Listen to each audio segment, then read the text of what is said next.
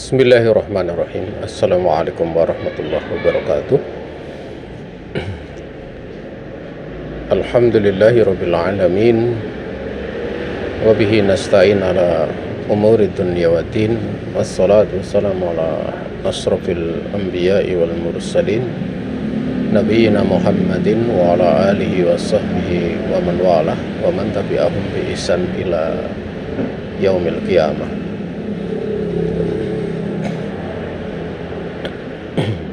Beserta kamu yang dirahmati Allah Subhanahu wa taala, di sore ini kita akan melanjutkan bahasan dari kitab Fiqhus Sunnah Lin-Nisa, masih seputar bab tentang thaharah, di mana pasal yang kita bahas adalah pada bagian pasal umurun la tangkudul wudu'a, ya, berbagai perkara yang tidak membatalkan wudu. Tiga pembahasan, ya, tiga perkara yang bukan termasuk membatal wudu sudah berlalu. Kemudian kita akan menginjak yang keempat, yaitu syakul mutawaddi fil hadath, yaitu ragunya orang yang sedang punya wudu, ya. Orang yang sudah wudu, dia ragu fil hadas, tentang hadasnya, apakah sudah batal atau belum. Itu intinya, ya. Dan ragunya orang yang, ya, bagi orang yang sudah berwudu, apakah dia hadas atau belum, ada pembatal atau belum, itu bukanlah perkara yang membatalkan wudu. Karena syak itu tidak bermanfaat sedikit pun bagi kebenaran, ya. Ya, la yukni minal haqqi syai'a, tidak bermanfaat bagi kebenaran sedikit pun, tidak bermanfaat bagi al-haq sedikit pun. Juga Nabi alaihi salatu wassalam mengkategorikan di antara jenis syak itu adalah don, ya, sangkaan. Nabi bersabda, fa inna dhanna akdzabul hadits, dikarenakan doni itu adalah sejelek-jelek ucapan, ya. Nah, sementara kita beramal itu harus di atas ilmu, di atas keyakinan, ya. Sehingga sesuatu yang sifatnya meragukan itu tidak boleh digunakan untuk membangun amal, ya. Tidak diperbolehkan untuk membangun sikap. Termasuk dalam perkara ini kaitannya dengan wudu. Apakah sikapnya berwudu lagi atau tidak setelah sebelumnya sudah berwudu? Itu tidak boleh, bahwa yang membatalkan sifatnya adalah ragu atau karena keraguan. Untuk kemudian membatalkan wudu harus ada perkara yang jelas, ya, perkara yang yakin, yang mana yakin batalnya wudu itu menggugurkan wudunya, gitu loh, ya.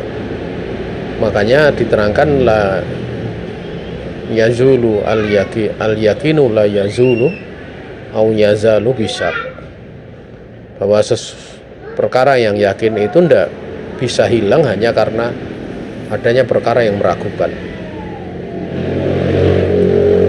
Dan juga bahwa keraguan itu munculnya itu dari was-was, ya. Setan dia akan menggoda manusia melalui pintu was-was itu, yang akan menimbulkan pada hatinya itu ragu terhadap al-haq. Makanya keraguan itu bukanlah sesuatu yang baik. Ragu itu bukanlah sesuatu yang terpuji. Ragu itu sesuatu yang jelek, ya. Makanya Allah Subhanahu wa taala menyebutkan bahwa yang datang dari Allah itu al-haq wala raiba, ya, adalah kebenaran dan tidak ada keraguan di dalamnya. Makanya dikatakan la raiba fihi hudal lil muttaqin. Tidak ada keraguan di dalam kitab tersebut sebagai petunjuk bagi orang-orang yang bertakwa. Makanya orang yang dia berjalan di atas kitab Allah, yang dia beramal berdasarkan dalil dari kitab Allah dan sunnah Rasulnya alaihi salatu wassalam, itu adalah orang-orang yang dia di dalam menapaki jalannya itu dengan penuh keyakinan, ya, tidak ragu-ragu. Karena penuh keyakinan, ya adanya celaan orang yang mencela, adanya cercaan orang yang mencerca, itu tidak memberikan bahaya kepada mereka. La yadurhum man khadalahum. Tidak akan memberikan bahaya kepada mereka orang yang menghina mereka. Tentang waliullah juga diterangkan wala yakhafuna laumata laim. Celaan orang-orang yang mencela itu, ya, mereka orang-orang yang dicintai oleh Allah itu tidak takut, gitu. Tidak takut terhadap celaan orang-orang yang mencela. Kenapa tidak takut? Ya karena nggak ada keraguan.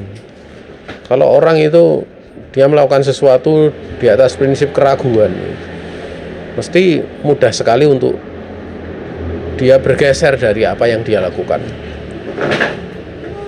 Maka beliau mengatakan, apabila kamu itu ragu, apakah hal ingtaqada wudu'uki amla, kalau kamu itu sedang ragu apakah wudhu kamu itu akan membatalkan atau tidak, gitu. Fa inna hadza syak la yadurru wala yang tak itu wudu'uki, ya, wala yang tak itu wudu'uki. Kalau dijadikan wudu'aki itu jadi berarti fi'ilnya adalah fi'il muta'addi, bukan fi'il lazim. Tapi kalau yang tak itu dijadikan fi'il lazim, ya wudu'uki. Sawa'un kunti fi sholah au fi kharijiha hatta tatayaqqani milal ihdasi wal inqita wal intiqadi al wudu'.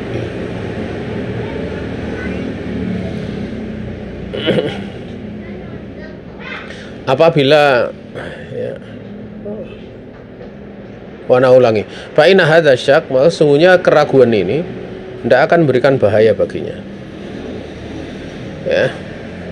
Dan wudhumu itu tidak batal, sama saja kamu sedang sholat ataupun di luar sholat, sampai engkau meyakini adanya hadas yang keluar atau batalnya wudhu,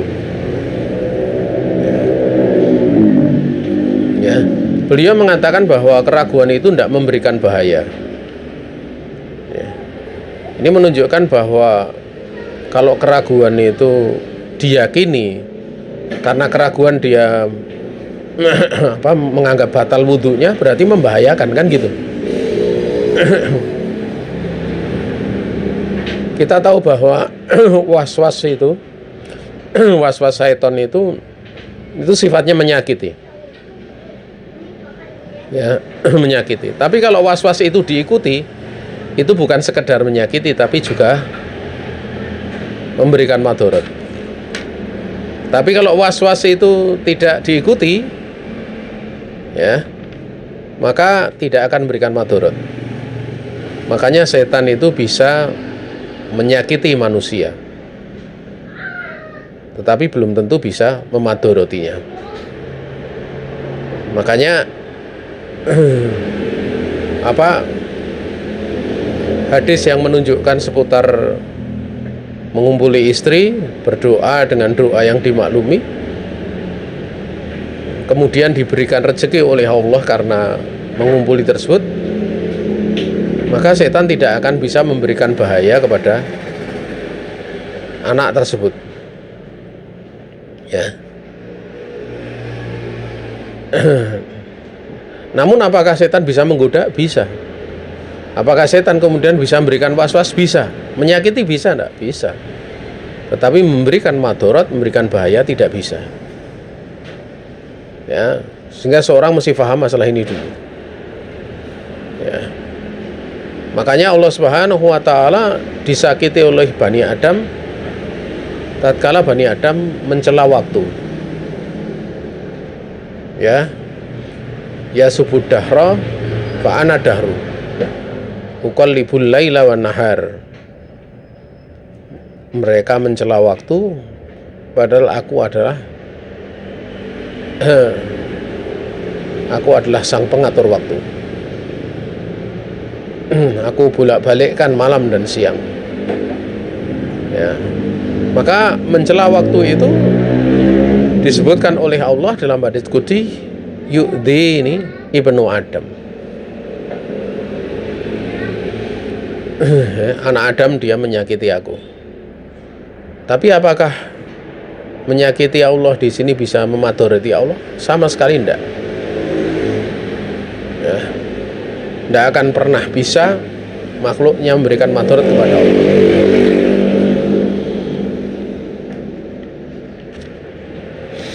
Demikian pula tentang syak, tentang ragu. Kalau godaan setan tentang ragu itu tidak diikuti, was-was saja, ya itu tidak memberikan madarat, tapi menyakiti gitu, mengganggu. Ya. Maka untuk bisa lepas dari gangguan setan, ya bentuk setan menyakiti itu harus tahu ilmu.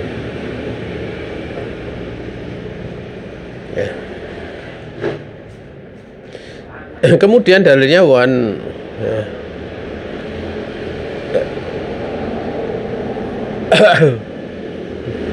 Abad ibni Tamim au Ibad ibni Tamim an ammihi qala suka ila Nabi alaihi salatu wasalam, ya ar-rajul yukhayyalu ilaihi syai'un fi shalah la yasrifu hatta atau la yansarifu hatta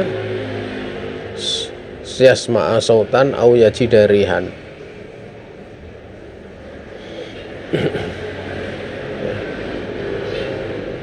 Diadukan di hadapan Nabi alaihi salatu wasallam tentang seorang laki-laki yang terkhayalkan padanya itu sesuatu di dalam sholat. Maka Nabi alaihi salatu wasallam mengatakan, janganlah dia bubar dari sholatnya. Jangan dia menghentikan sholatnya sampai dia mendengar suara atau mendapati bau. Maksudnya bau kentut ya. Mendengar atau membaui membaui bau kentut itu merupakan makna keyakinan adanya keluar angin dari dari salah satu jalan atau kentut. Gambaran yakinnya bahwa ada atau terjadi pembatal wudu. Sehingga karena mendengar suara atau mendapati bau itu merupakan gambaran keyakinan bahwa ada pembatal wudu, maka manakala ada orang yang dia kentut tidak bersuara, tidak berbau, itu tetap batal. Ya, wudunya batal. Ya, karena bau dan kentut itu hanya sekedar korinah yang menunjukkan kalau ada kentut. Ya, bau dan suara itu untuk menunjukkan bahwa ada yang keluar dari salah satu dari dua jalan, yaitu kentut. Adapun manakala tidak ada suara, tidak ada bau, selagi dia yakin kentut, maka berlaku hukum batal. Ya, yaitu batal wudunya.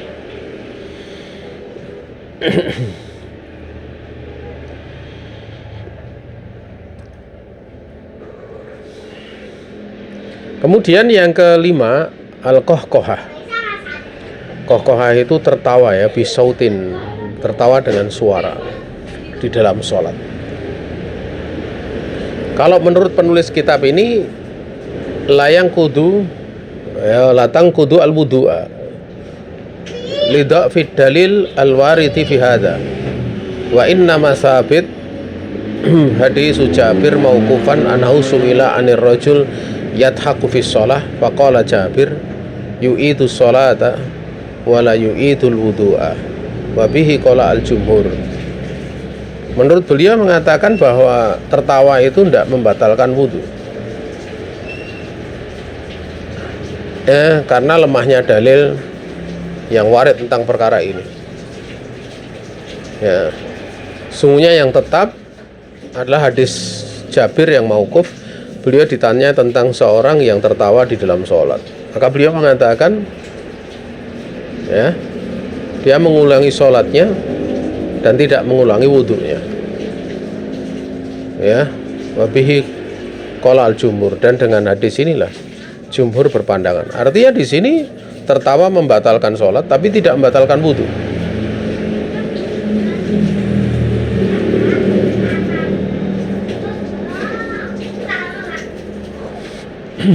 Dia membatalkan sholat karena tertawa itu lebih keras dibandingkan berbicara, atau tertawa itu bagian dari jenis berbicara.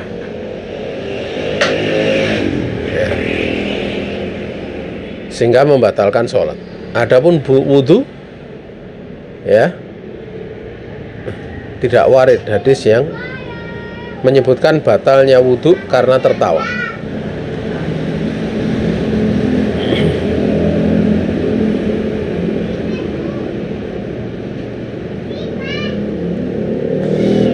Kemudian yang keenam adalah taksilul mayyitah, yaitu memandikan mayit. Ya. Beliau mengatakan fala yasihu dalilun ala anna taksilal mayyiti anna taksilal mayyitati, ya, yang kudu wudu'aki. Tidak sahih, tidak benar, ya, dalil yang menyatakan bahwa memandikan mayit itu membatalkan wudhumu. Waqad warada ma yadullu ala istihbabil wudhu wal ghusl liman ghassala mayitan kama sayati. Dan sungguh telah warid dalil yang menunjukkan dianjurkannya atau sunatnya wudhu, ya, dan juga mandi bagi orang yang memandikan mayit, sebagaimana akan datang pembahasan perkara ini. Ya, jamaah yang dirahmati Allah Subhanahu wa taala, ya, di dalam hadis, ya, yang dikeluarkan oleh Imam Ibnu Majah dan dihasankan At-Tirmidzi, Ibnu Hajar dan Al-Albani,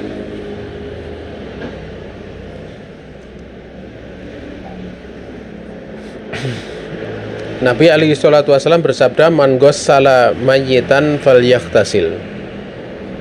Barang siapa yang memandikan mayit, hendaklah dia mandi. Ya. Nah, ya.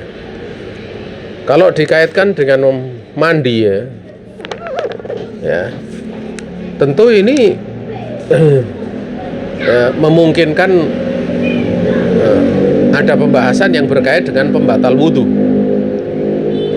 Kok mandi gitu? Berarti ya mandi kan bisa jadi menjadikan hadas besar misalnya gitu. Maka dalam perkara ini secara lengkapnya yang menunjukkan keterkaitannya dengan wudhu itu hadis Nabi alaihi salatu wassalam dikeluarkan oleh, ya, Al-Imam Ahmad, Nasai dan Tirmidzi, dan beliau menghasankannya. Namun Al-Imam Ahmad mengatakan la yasihu ana fi hadzal bab syai'un. Ya. Beliau mengatakan tidak sahih pada bab ini sedikit pun. ya, hadis yang menyebutkan tentang masalah ini. Namun dalam riwayat tersebut yang dihasankan oleh sebagian ulama itu dengan lafaz man wassala mayyitan falyaghtasil wa man hamalahu ya, falyatawadda. Itu barang siapa memandikan mayit maka hendaklah dia mandi, dan barang siapa membawanya, menggotong mayit, hendaklah dia berwudu. Nah, ini dijelaskan oleh para ulama tentang mustahabnya ataupun sunatnya untuk wudu bagi orang yang menggotong mayit. Ya. Namun anjuran untuk berwudu di situ tidak menunjukkan bahwa wudunya batal. Wudunya nggak batal, karena ini bukan pembatal wudu. Namun dianjurkan untuk mengulangi wudunya, atau dianjurkan untuk dia berwudu. Andaikan sudah berwudu berarti adalah ada faedah yang lainnya, yaitu memperbarui wudu. Namun faedah yang lebih nampak adalah seperti dalam hadis, bahwa wudu setelah membawa ataupun istilahnya mengusung mayat hukumnya adalah sunat, laisa bil wajib, bukanlah sesuatu yang wajib.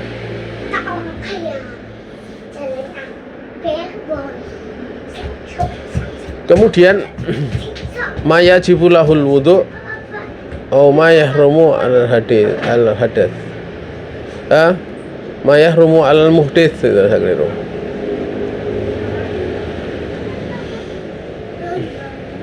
Sesuatu yang wajib bagi orang yang berwudu, atau perkara-perkara yang wudu itu wajib baginya, ya.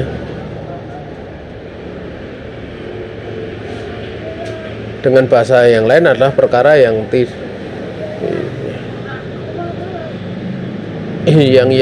yahrumu alal muhdits, ya. Perkara yang orang yang berhadas itu haram darinya, ya.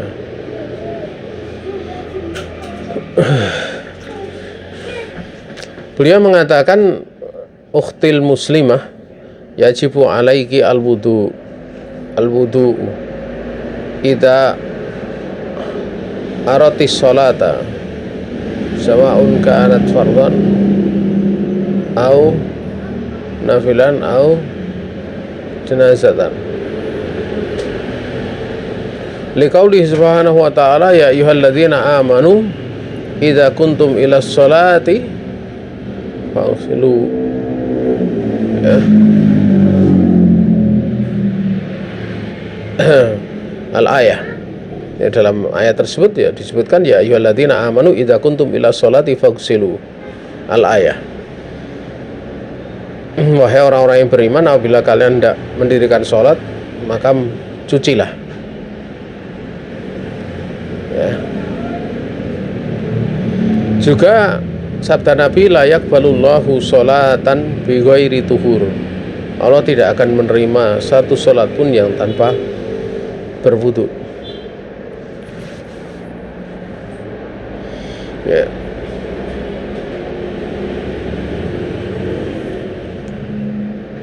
Dan ada faedah dari pembahasan ini, yaitu mayajibulahul wudu, ya.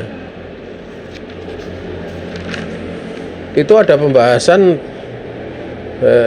beliau mengatakan amrani la yajibu lahuma al wudu, dua perkara yang mana wudu tidak berlaku bagi ya, atau untuk keduanya. Amrani la yajibu lahuma al wudu, dua perkara yang mana wudu itu tidak wajib baginya.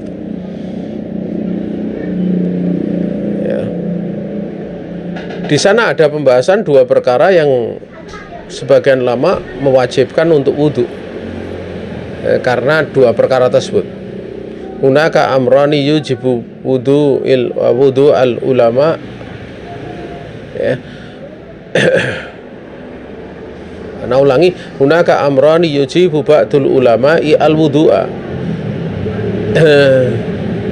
li ajliha li ajalihima, lakin fi hadha al-ijab nadarun wa huma at-tawaf fil Ka'bah, itu al-awal. Yang kedua adalah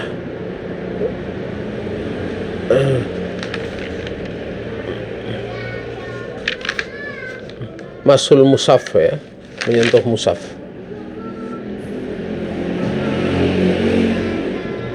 Beliau mengatakan di sana dua perkara yang sebagian ulama telah mewajibkan untuk wudhu karena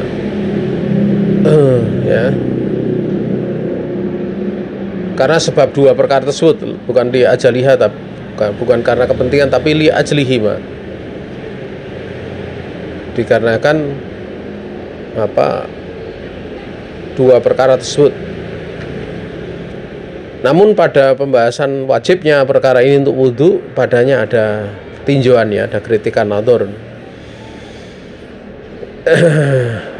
Keduanya itu, yang pertama at-tawafu bil Ka'bah, yaitu tawaf di Ka'bah. Lam nakif ala dalilin sahihin sharihin yulzimu ta'ifataini bil wudhu.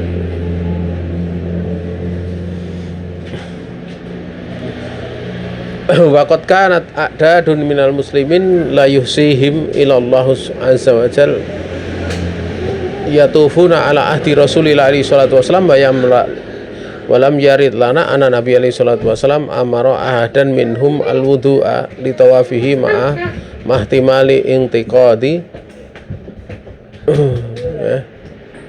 wa ihtimali inqitadin wa dawi kasirin minhum asna at-tawaf wa dukhuli katsirin minhum at-tawaf bila wudu'in lam yarid biha.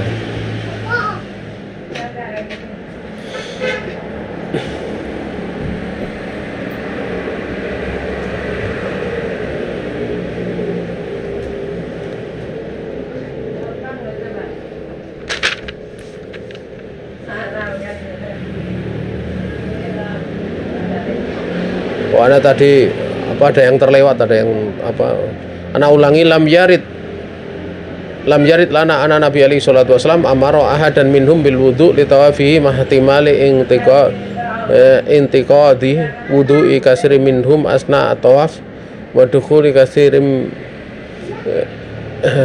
minhum at-tawaf, ya, bila wudu'in. Wa qasatan fitil kal ayami allati yastaddu fiha az-zihamu katawafil qudum wal ifadah kama lam yari dalilun ala ijabil wudu'i bitawafi wa laysa hunaka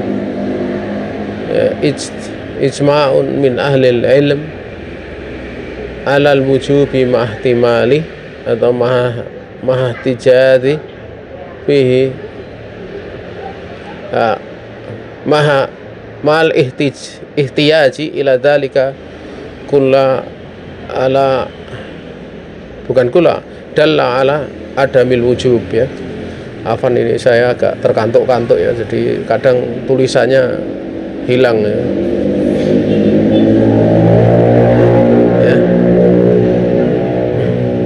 Tentang masalah tawaf di Ka'bah ini, ya, beliau mengatakan kami tidak berbicara, ya, dengan dalil yang sahih, yang jelas, yang mengharuskan dua taifah, yaitu tawaf dan orang yang menyentuh mushaf gitu, untuk mesti berwudu. Ini menurut pendapat penulis, ya. Dan sungguh telah ada dari sebagian besar kaum muslimin yang dia apa, di mana bilangannya itu tidak ada yang bisa menghitung mereka melainkan Allah azza wa jal.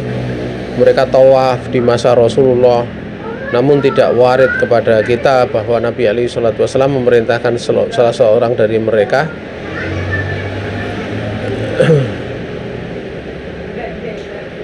ya,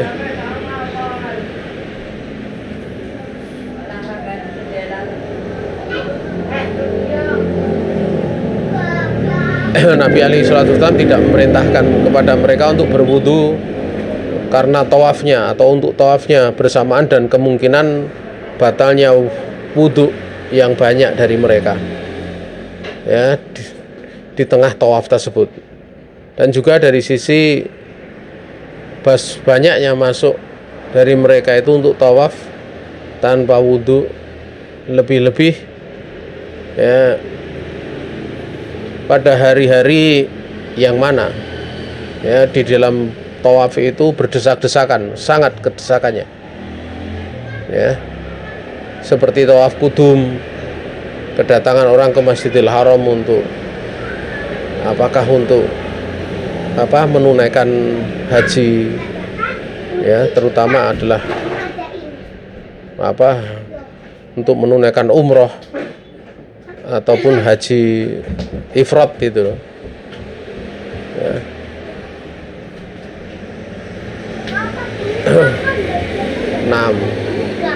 Ataupun haji-haji yang lainnya ya, seperti haji kiron, kemudian haji tamattu.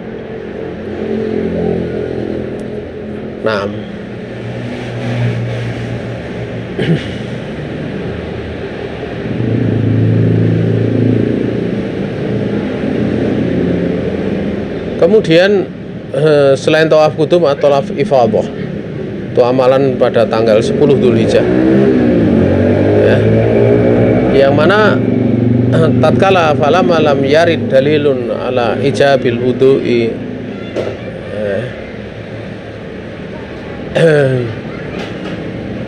yang mana tatkala tidak warid dalil yang menunjukkan wajibnya berwudu ya untuk orang yang tawaf ya, falaisa hunaka ijma'un min ahlil ilm, dan di sana tidak ada ijma' dari kalangan para ulama tentang wajibnya berwudu ya, dan juga butuhnya untuk melakukan yang demikian itu ya, sebagaimana ada dalil yang menunjukkan ketiadaan wajibnya ya. Kemudian waqad istadalla ba'dul ulama ala ijabil wudu ili tawafi bi hadis Ibni Abbasin ani Nabi alaihi salatu wasallam qol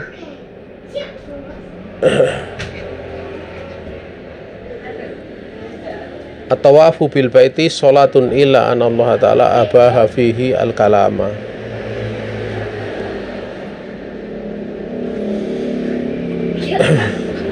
Nabi bersabda tawaf di Baitul Haram itu adalah sholat, kecuali hanya saja Allah membolehkan untuk berbicara selama tawaf tersebut.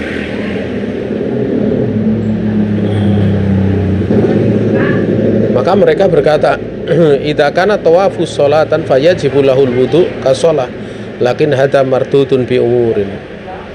Kalau menurut pendapat yang mengatakan wajib ya,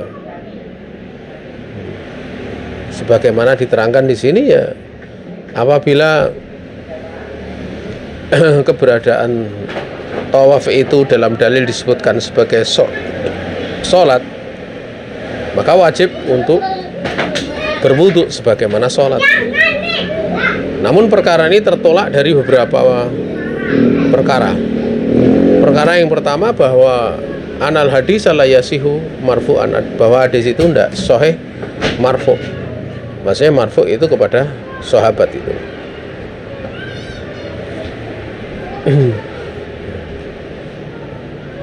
Wasawab, adapun yang benar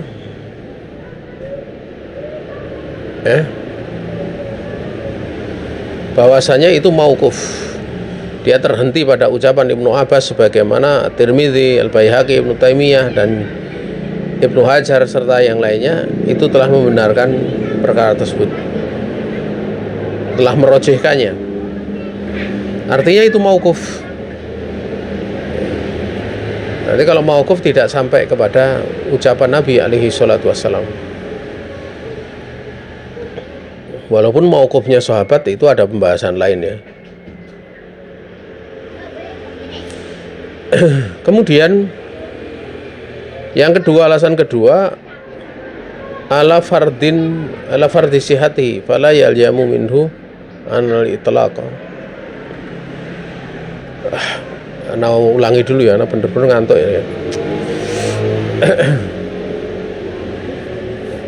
Yang kedua, ala fardi sihati, taruh kata hadis itu sahih lah gitu. Maka fala yaljamu minhu ana tawafa yusabihu as-sholata. Maka tidak mengharuskan darinya itu bahwa tawaf itu menyerupai sholat pada segala sesuatu yang ada di dalamnya, fi kulli syai'in hatta yustarota ma yustaratu li sholat, sampai kemudian disyaratkan perkara yang disyaratkan untuk sholat ya, disyaratkan untuk sholat. Jadi taruh kata ya, taruh kata itu dianggap sholat gitu. Hadis itu sahih gitu loh, sehingga berlaku mesti wudhu sebagaimana sholat lain ya, taruh kata seperti itu ya. Maka hadis itu tidak melazimi bahwa tawaf itu menyerupai sholat ya pada setiap perkara yang ada dalamnya, sampai kemudian dipastikan sampai kemudian ya, ana ulangi hatta yustaratu, sampai kemudian disyaratkan untuknya itu apa yang disyaratkan untuk sholat. Nah, ini nggak berlaku seperti itu, karena kemiripannya itu banyak perkara yang berbeda di situ, sehingga tidak bisa digunakan sebagai kias dalam perkara ini. Oleh karena inilah Syekhul Islam rahimahullah ta'ala dalam kitab Al-Fatah beliau mengatakan wa tabayyana li anna taharatul hadathi la yustaratu fit tawafi wala tajibu fihi bila raibin lakin tustahabu fihi at-taharatus sugro, yakni al-wudu, fa innal adillata asyariyata inama tadullu ala adami wujubiha fihi walaysa fi syari'ati ma yadullu ala wujubil taharah as-sughra.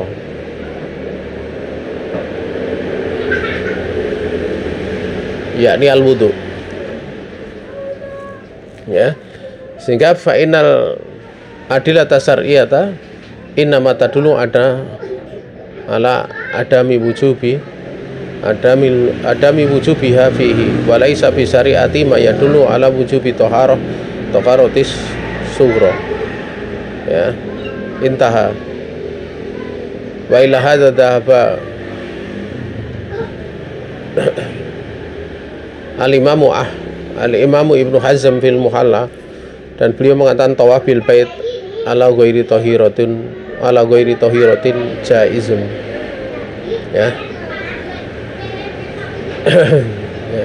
Ini ada yang kadang kebaca, ada yang kadang tidak ya, karena posisi saya lumayan kantuk ya, karena tadi sempat ada tamu, nggak sempat istirahat ya. Berkata Syekhul Islam di dalam fatwa Majmu' Fatawa, dan telah menjadi jelas bagiku bahwa toharoh dari hadas itu tidak dipersyaratkan di dalam tawaf,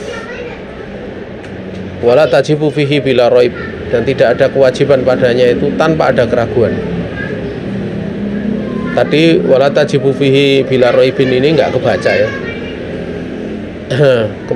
Namun kita ulangi kemudian kita baca walakin tustahabu fihi, namun dimustahabkan padanya toharoh yang sifatnya sugro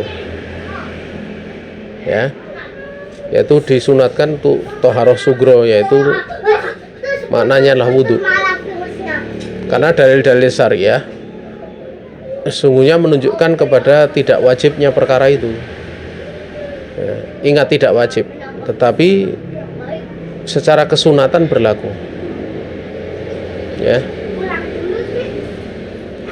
Dan tidak ada di dalam syariat ini sesuatu yang menunjukkan wajibnya toharoh kecil, yaitu berwudu,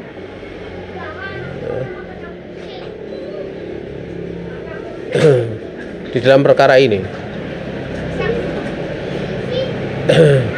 Dan kepada pendapat inilah Al-Imam Ibnu Hazm Al-Muhalla, ini pembesar Dhahiri ya, itu berpandangan atau mainkan. Ya, ana ulangi. Wa ila hadza dhaba Ibnu Hazm, Al-Imam Ibnu Hazm fil Muhalla. Imam Ibnu Hazm berpendapat dengan pendapat ini, faqala fatawafu bil bait ala ghairi tahiratin jaizun. Wa tawaf di Baitullah tanpa berwudu itu boleh. Ya. Namun di sini ada peringatan tambah ya. Tajwijuna ya at-tawafa ala ghairi wudu'in illa yustahabbu fa huwa afdal kama saya.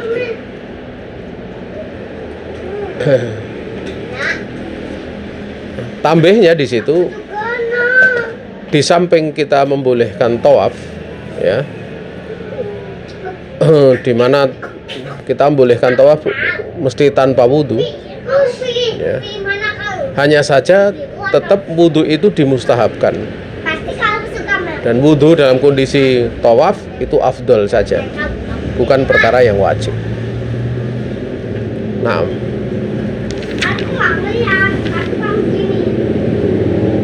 kemudian pembahasan yang selanjutnya seputar masalah mengusap mushaf. Ya. Namun mengusap mushaf ini pembahasannya cukup panjang ya. Kalau kita selesaikan dalam waktu yang sangat sebentar itu tidak selesai gitu. Ya. Karena di dalam pembahasan ini juga akan dibahas, diambilkan kitab yang lain ya, tentang mengusap mushaf. Ya, kalau menurut kitab ini itu tidak wajib untuk berwudu memegang mushaf itu.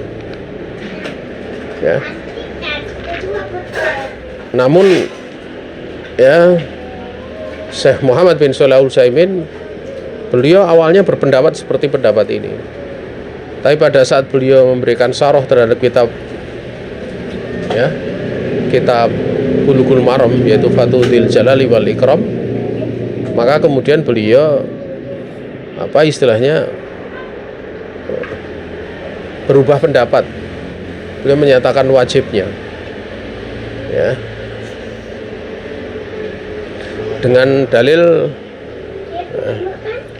la yamassu al-Qur'ana illa tahirun, dengan dalil hadis itu ya. Adapun